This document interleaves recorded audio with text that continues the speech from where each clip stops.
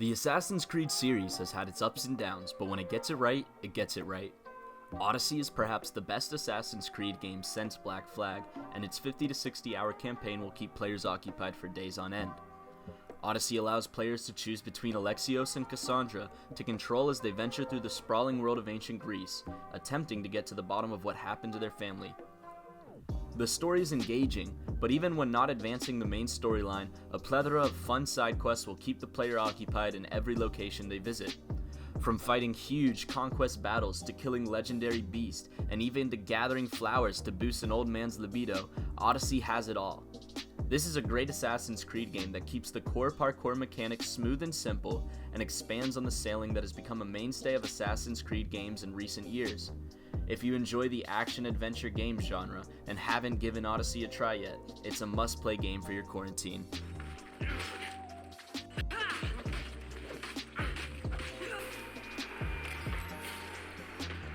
Rocket League has been around since 2015, and if you haven't played it before, then now is the time to get into it. It has an addictive gameplay formula and is easy to learn, but extraordinarily difficult to master.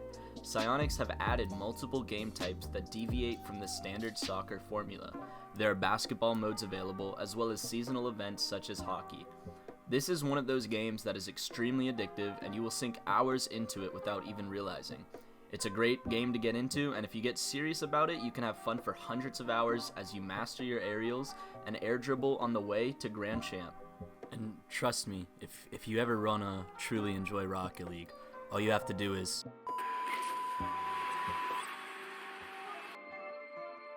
Yeah, okay. You look like you know your way around a gun. Got some spare... The Outer Worlds is a new role-playing game released by Obsidian Entertainment, the developers behind Fallout New Vegas. It's set in a faraway galaxy where corporations have colonized the system, monopolizing entire planets. It's an interesting horror scenario which pits corporate greed against human nature, but it's not a game that takes itself too seriously. Goofy dialogue and fun enemy types provide a lighthearted tone to this game with an otherwise serious concept. There are two main storylines that differ depending on the choices the player makes, with different perspectives on the story providing replayability to a game that is otherwise too short. The main story, as well as many side quests, will only take around 25 to 30 hours to complete, but the gunplay is addicting and the world is incredible. The Outer Worlds isn't a conventional RPG, but it is one that every RPG fan should give a chance. The Halo Master Chief Collection provides the nostalgia of the old Halo games with an HD remaster that can be played co-op all the way through with friends. It comes with 6 different campaigns and over 140 multiplayer maps from Halo Combat Evolved Anniversary, Halo 2 Anniversary, Halo 3, Halo 3 ODST, Halo Reach, and Halo 4. It will provide about 60 hours of campaign gameplay and countless more hours of multiplayer fun. He may, but I do not. One of the conference finals. I'm Kevin Harlan alongside Greg Anthony, Steve. If you're the type of person who is having a sports withdrawal during the quarantine, then NBA 2K20 might just be the game for you. Out of all the sports games on the market, I believe 2K has the most replay value and the least amount of bullshit.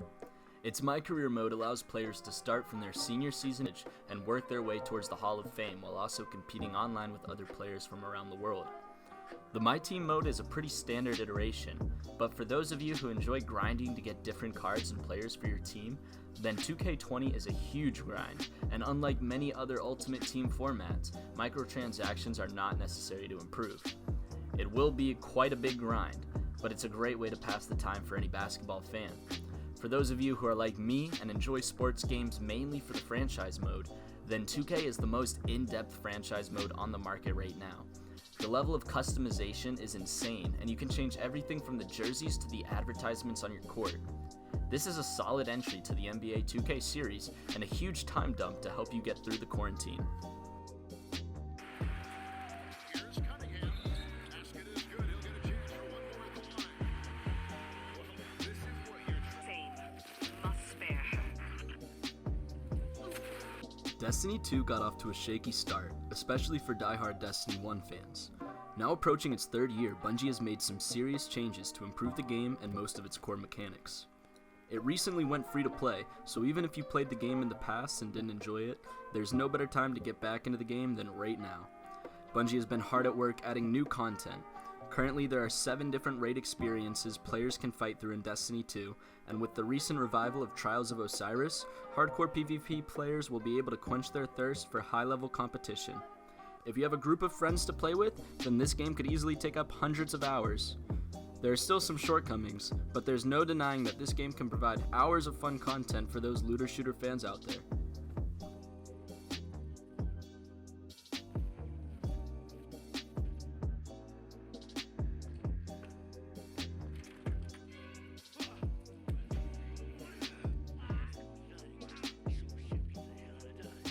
The Resident Evil series has provided some classic survival horror games that will deliver gut-wrenching scares and edge-of-your-seat suspense to any player out there.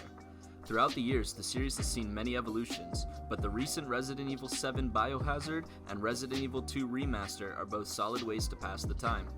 The series currently has 9 games, and while there are some subpar ones, there are many great ones as well. For those of you who want to hack and slash your way through zombies with friends, Resident Evil 5 provides a great and memorable cooperative experience that will test your ability to survive a zombie virus. There are some classic games, and with so many to choose from, there will undoubtedly be something for every player out there.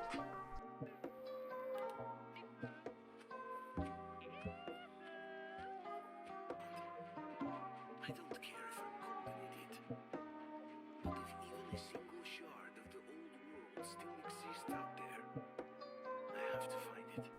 A great way to get some practice for the upcoming apocalypse, the Metro series has 3 installments, and each of them are worth a playthrough.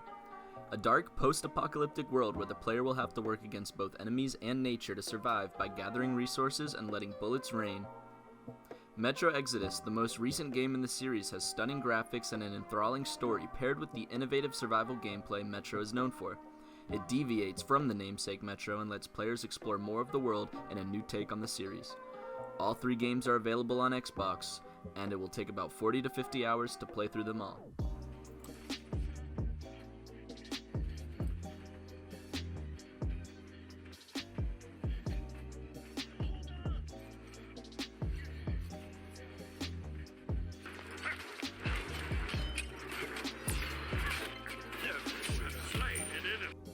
A unique take on the MOBA genre, Smite stands apart from games such as Dota and League of Legends.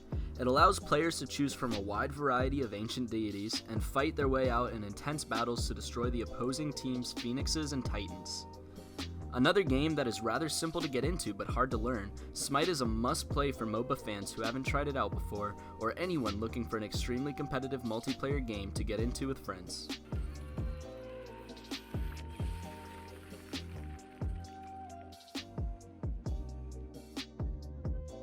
Alright, finally, here it is. The number 1 game to play during your quarantine. Fortnite Battle Royale. Just kidding. Okay, jokes aside, the actual number 1 game to play during your quarantine is Anthem. Alright, the third time's the charm. The number 1 game to play during your quarantine is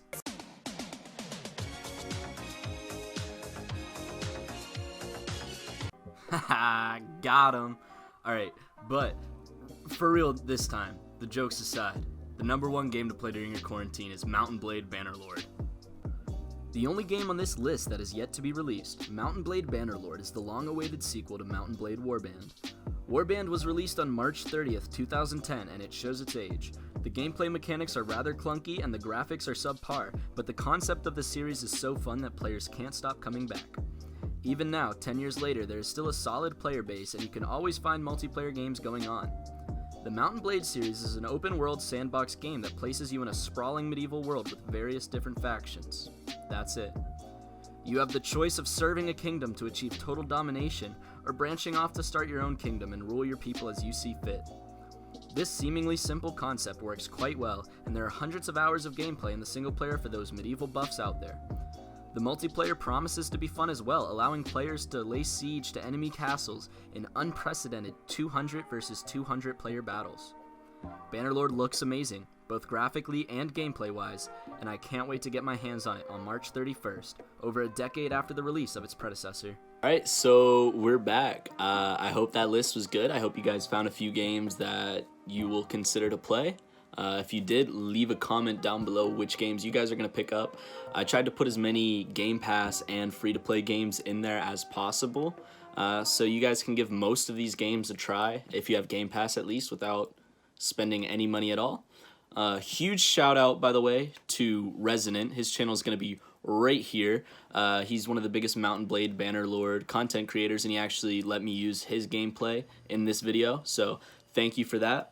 Like I said, this was my first video. Hope you guys liked it. If you did, leave a like, comment down below what you guys would like to see in the future, and also I have my social media links in the description. I do stream on Mixer every now and then, so if you guys are interested in that, click the link, drop a follow. I would be very appreciative of that, and I'll see you guys in the next video.